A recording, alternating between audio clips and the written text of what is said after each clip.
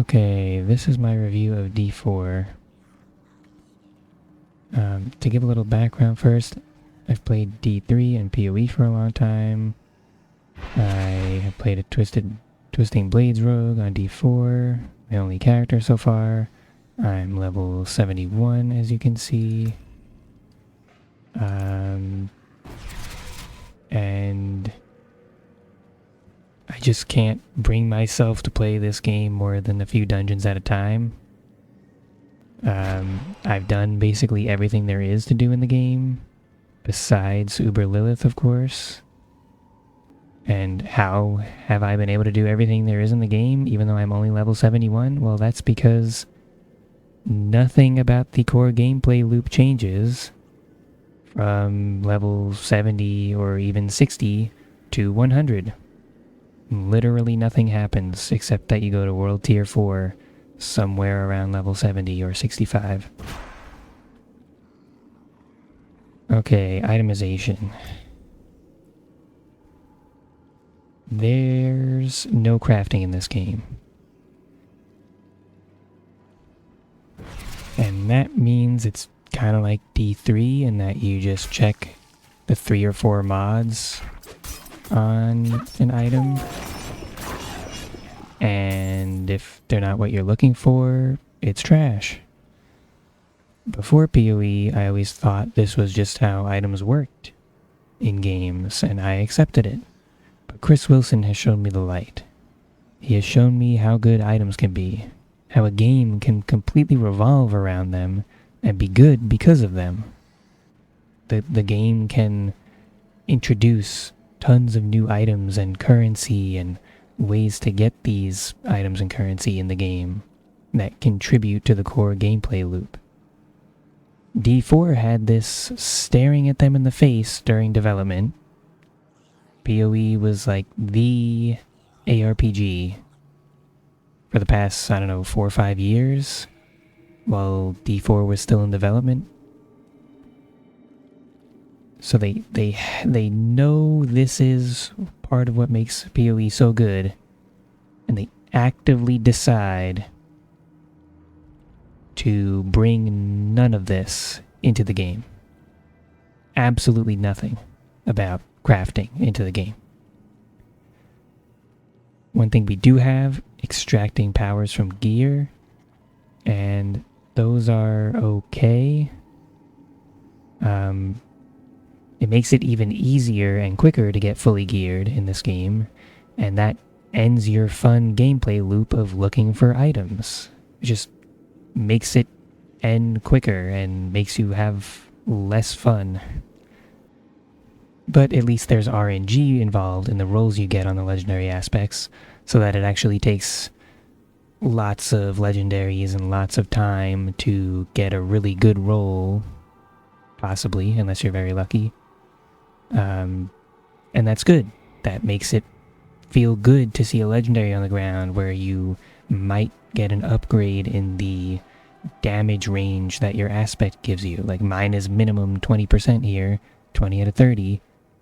I don't want to waste one of my good... I have a better one in my stash, but I don't want to waste it on this garbage crossbow. I want to use it and save it for a good one, which is fine.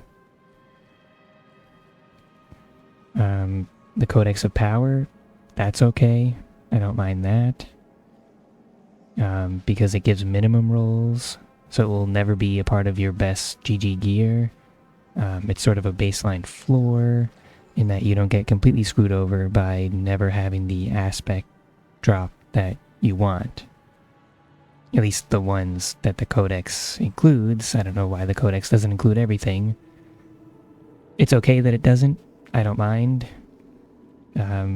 It's just weird that it gives you some and not others. But it's minimum roll, so, it's just there. But you're never gonna, get the best gear from it. You have to go and find it, and that's good. Inventory space, stash space.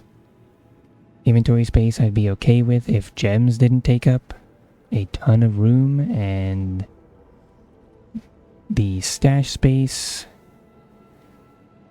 I would put my gems in my stash, but the stash is 500 miles away from the town waypoint. So I tend to keep my gems in my inventory because the stash is so far away and such a waste of time to get to. The stash itself, I don't need to go over it too much. There's only 4 tabs. That's not enough. It's awful. Please add more space. Gambling, these things, Obols, they may as well not even exist. You get like 10 of them every 6 hours you play Nightmare Dungeons. I don't know. Do you even get that many? It may as well not exist. It's not good or bad. It's just there. There's nothing. It's just there. And I can't even see what my max Obol limit is. I don't even know how. I know there's probably some way to do it. Probably like in town, in the world map or something. In D3, you can see your blood shard cap when you hover over how many you have. In D4, you can't see your Obol cap. Why are we removing QOL features when we move up in a game, like to the next version of a game? That I don't know why. Let's see, can we find it? Can we find it? W. Plus 80 max Obols. Nope, yeah, I have no idea what my max Obols is. I have max Renown, I'm sure I can just look it up, but kind of insane that the game literally doesn't tell you how many you can have. I have to go look it up. So I don't know when the best time would be for me to go to town and cash these in. Okay, towns. They made everything useful, like blacksmiths and vendors, so far away from each other for, an atmospheric effect or for immersion. But honestly, I don't think it's worth it, even for the people who play this game for graphics and immersion. And don't get me wrong, I love playing games, some games, for immersion, but not ARPGs. Not ARPGs. These are the games you go out of your way to not give a damn about the lore and immersion. You expect it. You expect some type of lore. Can I help you? But I don't care if the lore is good or bad. I just want the effort put into it.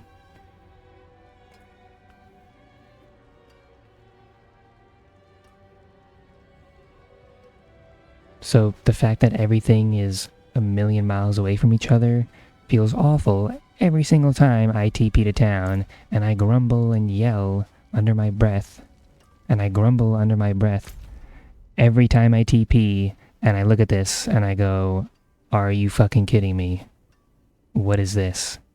The only 2 useful places, like vendors and blacksmith, and then the occultist, are absolute opposites away from each other in the main town of the entire game. The first biggest town where you change the world tier, and the stash is literally upstairs in a random house, like even further away from everything else. Alright. Tree of Whispers. Yeah, sometimes the map bugs out too. When I'm holding down my force move key and I open the map, it bugs. I have to let go of my force move key in order for me to actually be able to click on stuff on the world map. That is awful. Anyway. Tree of Whispers. Like bounties in D3, except it gives nothing unique to its activity. In D3, you have bounty mats that you can only get from bounties. It doesn't make bounties fun, but it makes them necessary.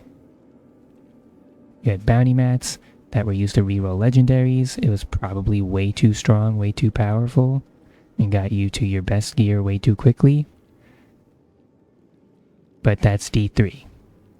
In D4, Tree of Whispers, there is nothing in the caches that are unique that you can't get anywhere else or in a nightmare dungeon. There is no reason to do it. And also, why is it time gated? Why can't people spam Tree of Whispers if they want to and do as much of it as they want? Is it too strong? It's like, I don't understand. It makes no sense. Speaking of time gated, Helltides. These are different from the Tree of Whispers in that they give you access to items that you want that you can't get anywhere else. So these do have unique things. Basically, Forgotten Souls. I think Fiendish Rose also, but for some reason, I don't even know if I'm getting them from Nightmare Dungeons or what, but I seem to have a lot of Fiend Rose without really doing that many Nightmare Dungeons, without that many Helltides, so... But Forgotten Souls, I have 0. I used 12 on an item trying to re-roll it.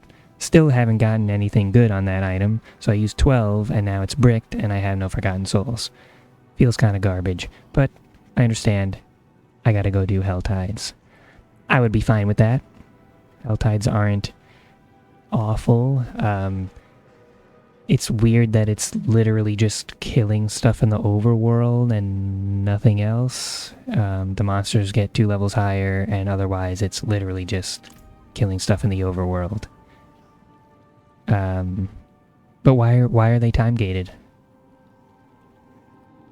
I like the idea. I mean, I'm okay with the idea of having the cinders expire after a certain amount of time and needing to be spent before time runs out. That's like a cool type of idea to put in, but it should be done like as a greater rift, you know, like on your own terms, on your own time. The timer should start whenever you start your Helltide, instead of the timer always running. Is there one on right now? The timer's always running at random times throughout the day, and if there's 5 minutes left, or if there's nothing running right now, like there isn't right now, you're just screwed and you have to wait. What if I can't play in 1 hour when it comes back? It is the dumbest thing. I don't know why they decided to put this in the game. It's not in D3. So another downgrade from a game that is its predecessor. How is that possible? That should not be happening. And now for our third time-gated activity, world bosses. I don't know why these are time-gated either. I saw Asmongold a few days ago say he's glad the world bosses are garbage and drop nothing because now he doesn't care about having to do them. And I completely agree. I would be more pissed about world bosses being time-gated if they actually were worth doing, but because they aren't, I honestly don't care. They're uninspiring damage sponges. They do no damage to you. They aren't balanced at all. I honestly don't know why they were put into the game like this. Yeah, they're just bad.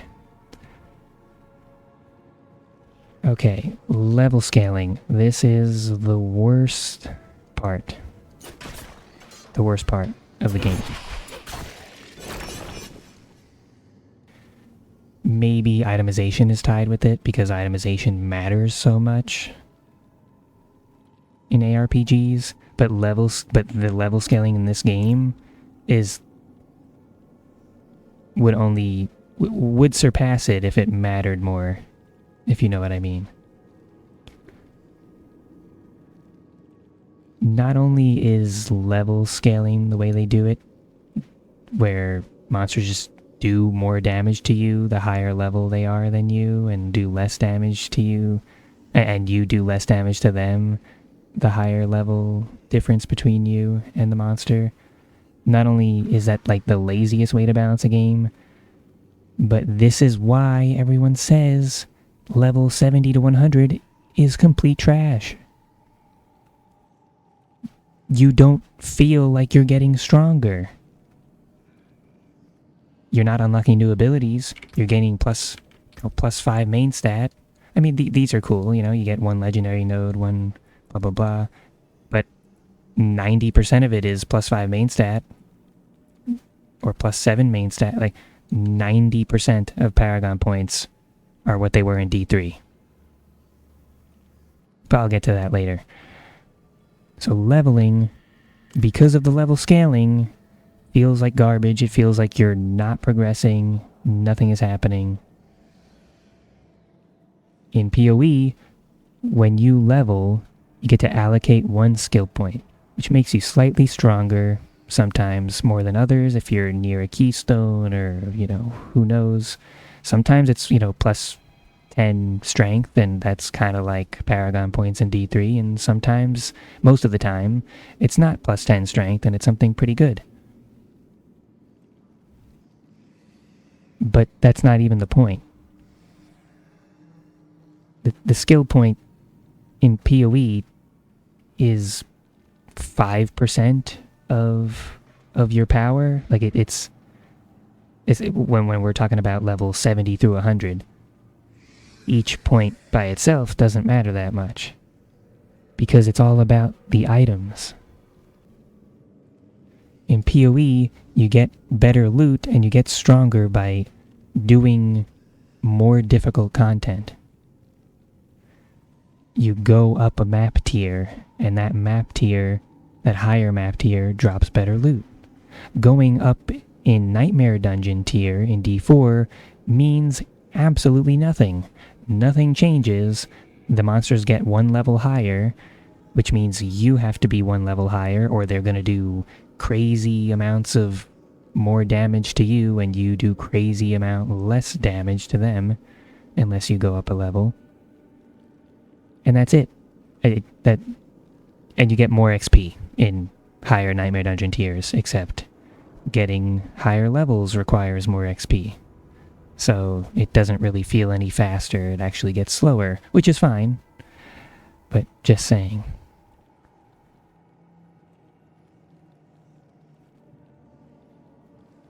I should not be grinding levels for the sake of grinding levels. Like, that should not be the only thing I care about from level 70 to 100. In Path of Exile, there's nothing magical about hitting level 100, or level 90, or any level. There's no breakpoint, there's nothing. It's all fluid.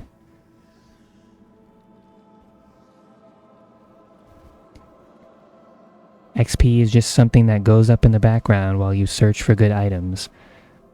Good item bases, good crafting materials, currency, etc. And all you do... And you do all this to fight bosses, which drop even better loot. And you want to gear for those bosses. D4 has one boss, and it has a requirement of being level 100 instead of a requirement of good gear and mechanics. And that is the biggest problem. At least with Uber Lilith and whoever knows what other bosses they're going to release in the future that are going to be capped at level 100. And if you dare walk in that room at level 99, your character with the same exact gear as someone else who's level 100, and the same character, only difference is one will use level 99 and one will use level 100, it's just going to is just going to be doing minus 12.5% damage to the boss, and the boss does plus 12.5% damage to you, or whatever that number is. But it's not a low number, and it's very noticeable. And why? Why? The only difference between your level 99 character and your level 100 character with the same stats and items should be this. Plus 5 int, or plus 5 dex. or plus 7 int. Or maybe even one of these, maybe plus 15% damage to... That should be the only difference between a level 99 and a level 100, with the same items, the same character, the same abilities. That's it. And that's exactly what it's like in PoE.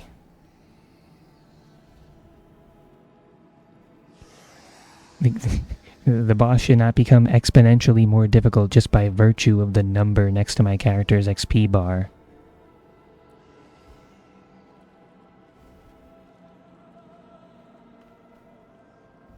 In PoE, you search for items to get stronger. You're not searching for levels to make you stronger. And in D4, yeah.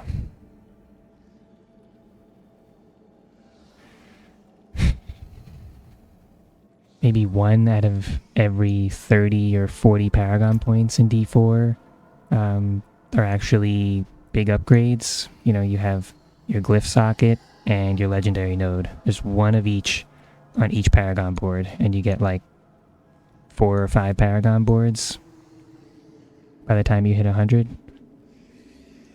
Every other node is +5, and then some of them are okay, you know, +25. I like the bonus is pretty cool. Trying to meet the bonus makes getting all stats important.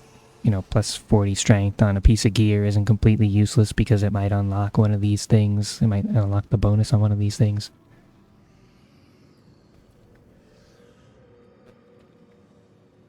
But these matter so much less than the level scaling itself. You gain a far greater damage bonus and damage reduction bonus by just the level difference between you and the monsters you fight than the Paragon board will ever give you. So it makes that sense of agency that you yourself are making your character stronger. It throws that out of the window in favor of the auto level damage scaling trash. Nothing in PoE revolves around or requires levels to strive for endgame content. Monsters don't deal more or less damage to you based on your level. They deal damage based on the map tier and the map mods. Gaining XP in a game in an ARPG should never be an end goal. It should be something you get passively as you chase your real goals of the game.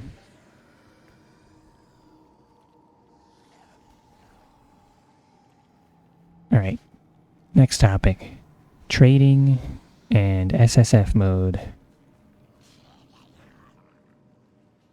Uber Lilith drops nothing good, and the game has 0 economy and trading. And every one of my items are account bound. Poggers. There's no crafting items. There's no currency items besides gold. You can't trade legendaries or uniques. And there's no SSF mode. If we can't trade, we're basically all SSF, except like you could trade a rare to someone, which is useful. You know, it's nice. If only there were better ways to trade with people, like a website or a grand exchange.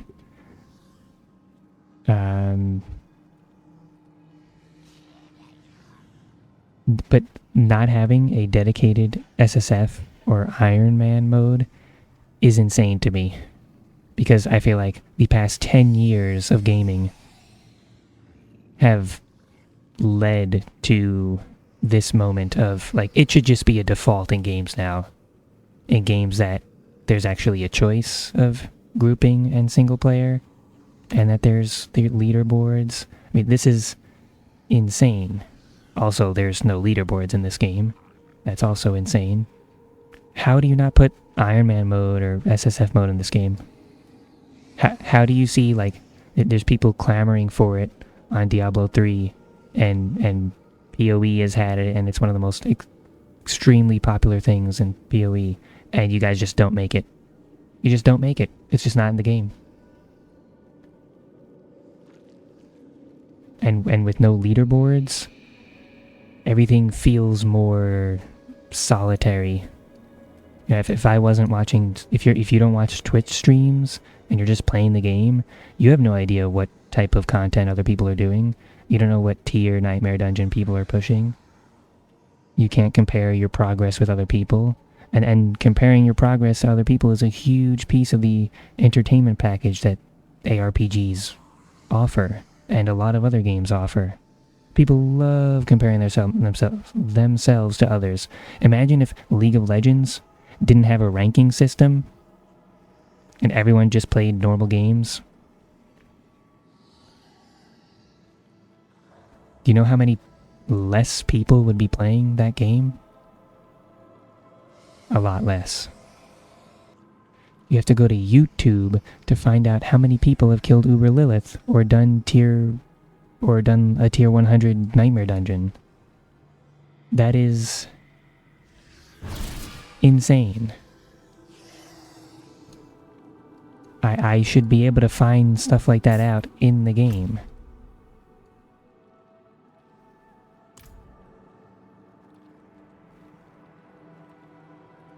I should know when I die to Uber Lilith 50 times, are other people having just as much trouble as me? Like, what's going on here?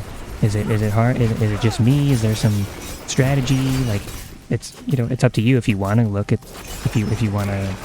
like videos of strategy on YouTube or whatever. But I should at least be able to see a leaderboard like D3 has, another regression from its predecessor. I should be able to see how many people have done it, and which characters have done it more than the other ones, right? Like have more barbs done it? Oh, there's only one rogue in the entire world who's done it so far, but there's like 7 barbs. I guess it's a lot harder on rogue than it is on barb right now. Maybe I'm not a dog tamer and I'm actually a god gamer, and I just picked the wrong class, and I'm just not as good as Ben. But otherwise, I'm almost as good as Ben. I'm better than everybody else except Ben, and I would be able to do Uber Lilith if I was playing a different class.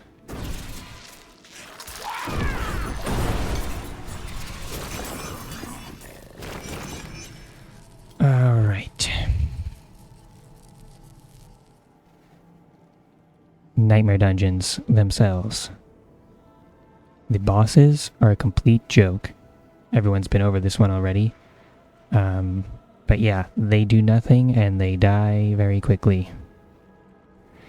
The dungeons themselves, without the bosses, I mean, there isn't even a boss in half of the dungeons.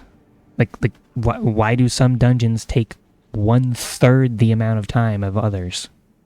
I don't, what is that? Why is that a thing? The greater rifts in D3 are head and shoulders above the Nightmare Dungeons in D4.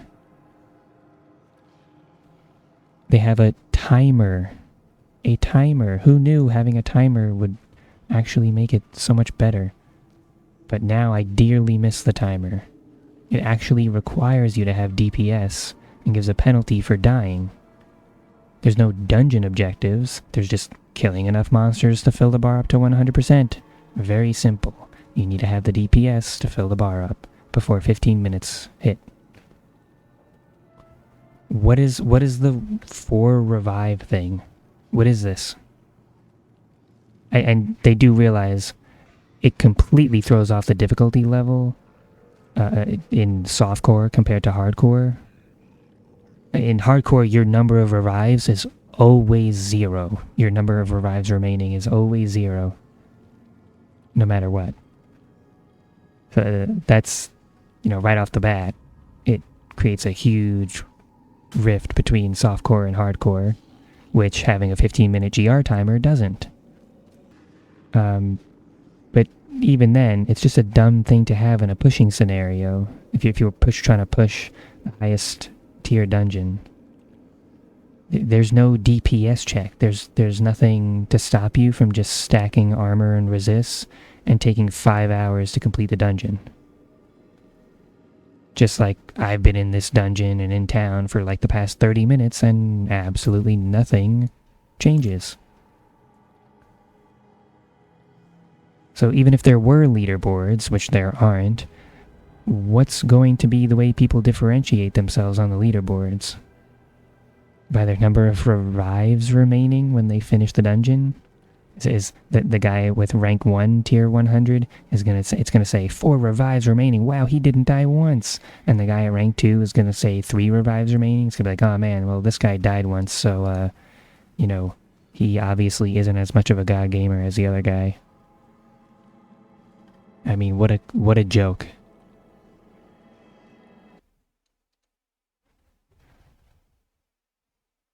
There's no way to differentiate between who had truly the best GR100 and who didn't. Of course, that could change by just having an infinite tier number of Nightmare Dungeons, and we get to see whoever has the highest tier. That works to clear the leaderboards up and see who the real god gamers are. Okay. Crowd control and on-death mechanics. I might not care as much about CC if I wasn't playing a Twisted Blades rogue who's a melee character and can't be unstoppable at all times. But I am playing that character, and CC is awful. I watched the Rax video about it, and he's 100% correct. Druid and Bard players do not know how awful it really is. On death mechanics, I feel like they're on almost every single monster. There's even monsters that CC and like push your character backwards after they die, and it happens like right after they die and you literally can't avoid it, as far as I'm aware, or you have almost no time. There's too many fallen lunatics. Or at least that's what they were called in D3. I don't even know if that's what they're called in this game. And it feels like they're in every dungeon.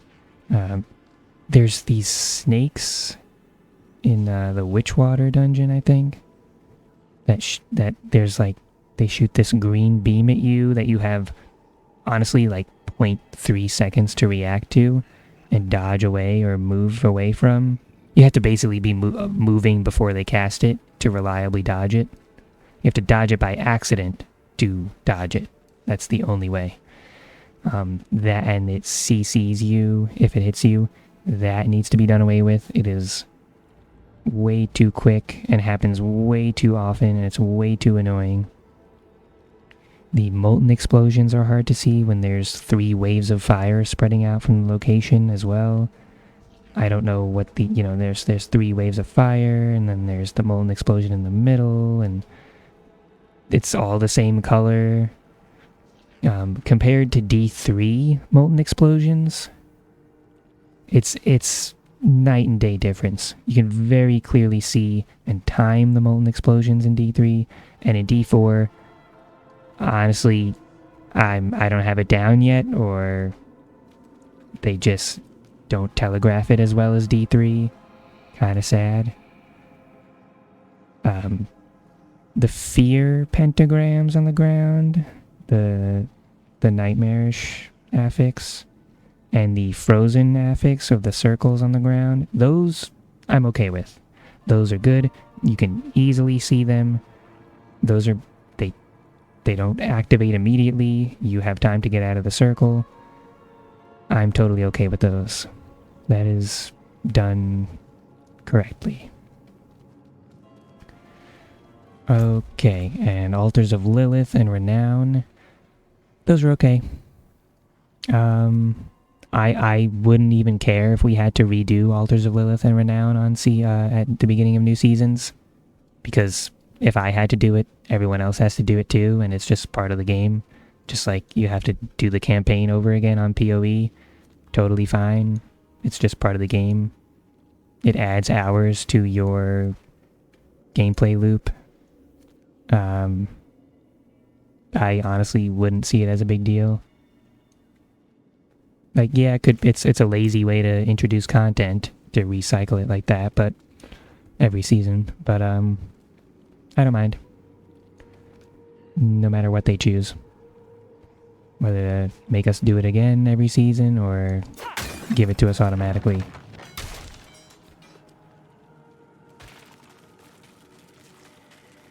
Okay. And seasons themselves. I'm sure they'll come out with World Tier 5. I'm sure that's going to be Poggy's, I guess. Better than nothing. I don't know what else is going to be in the seasons, but I'm definitely not looking forward to another Diablo 3 repeat where it takes them God knows how many years to make the game playable and bearable and not garbage from level 60 to 100.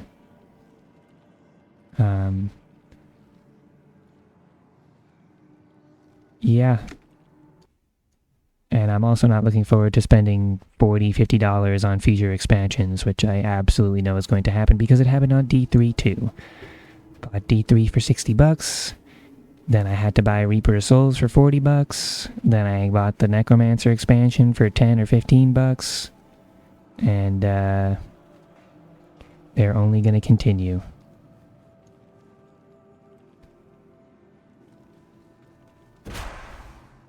But let's hope they add stuff like leaderboards and other very common sense stuff quickly this time instead of having it take forever. Mostly I'm thinking leaderboards and what else?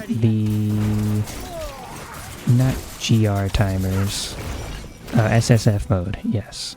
Those things should be very doable, very quickly by the devs, and I expect that to be done before Season 3 comes out. I don't know. That sounds like a good bet. I mean, I wouldn't bet on it, but that sounds like a good timetable for them to actually be able to accomplish. Alright, that was it. D4 bad. See you later.